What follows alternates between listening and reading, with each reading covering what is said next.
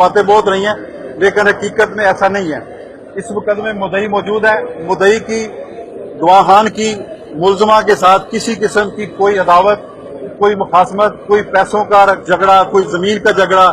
یا کسی قسم کا کوئی دنیاوی معاملہ قطعاً نہیں تھا، اور اس کیس کو درج کروانے کے لیے ہر قسم کی احتیاط سے کام لیا گیا۔ جب ملزمہ نے گواہان کی موجودگی میں گستاخانہ الفاظ نبی پاک صلی اللہ علیہ وسلم کے بارے میں کہے، اور اتنے خوفناک قسم کے الفاظ ہیں کہ ان کو نہ تو ہم زبان پہ لا سکتے ہیں نہ تحریر کر سکتے ہیں، کوئی مسلمان اس کو سن نہیں سکتا، اور اس کو پڑھنا تو درکنار اور الفاظ کو دیکھنا بھی میں سمجھتا ہوں کہ وہ کسی مسلمان میں جرأت نہیں ہوتی۔ پھر اس کے بعد قرآن پاک کے بارے میں اس ملونہ نے کہا کہ یہ ایک آسمانی کتاب نہیں ہے، انسان کا اپنا بنایا ہوا یہ کلام ہے، اور پھر اسی طرح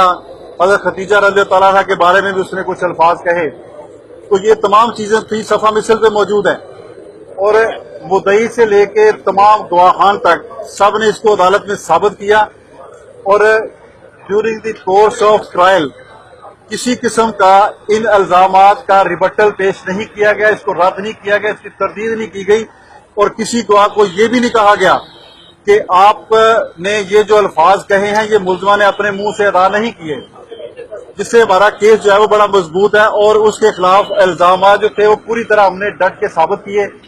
پھر اس کے بعد ایک اور اہم چیز ہوتی ہے کہ جس جگہ پہ وقوع ہوتا ہے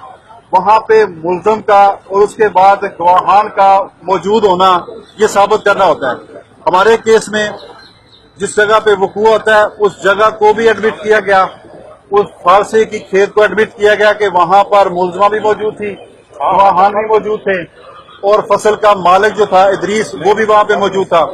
تمام نے آ کے پہلے پولیس کے روبرو اپنے بیانات دیے، پھر اس کے بعد انہوں نے عدالت میں آ کے اپنے بیانات دیے، ان کو ڈیفینس سائڈ سے شیٹر نہیں کیا جا سکا۔ اور ایک اور اہم بات جو تھی، جب ایس پی محمد امین بخاری نے اس کیس کو انویسٹیگیٹ کیا تو اس نے ملزمہ سے کہا کہ اپنی صفائی میں جن جن کو آپ نے پیش کرنا وہ لے کے آؤ۔ ملزمہ کا حامد عاشق مسیح اور جو ان کی کرسچن ایسوسی ایشن ہے جو لیگل ایڈ ان کو پرووائڈ کرتی ہے،